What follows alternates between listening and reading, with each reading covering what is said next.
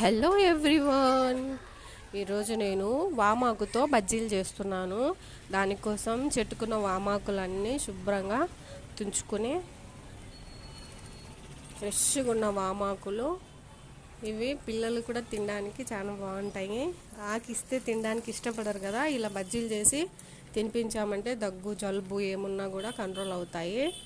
వామాకులు తెంపుకున్నాను. తర్వాత శుభ్రంగా వాటర్లో కడిగేసి అందులో 1 కప్పు శనగపిండి వేసుకున్నాను. 1 table spoon salt, 1/2 table spoon వంట సోడా వేసుకొని తగినన్ని వాటర్ వేసుకొని బాగా కలుపుకున్నాను. డీప్ ఫ్రైకి ఆయిల్ పెట్టుకొని వామాకు అందులో శనగపిండిలో బాగా ముంచి బజ్జీలు వేసుకోవడమే.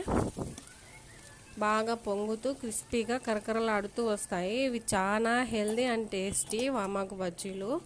మా పిల్లలు చాలా బాగా ఎంజాయ్ చేశారు. వీడియో నచ్చితే లైక్ చేయండి, షేర్ చేయండి. Thank you for watching.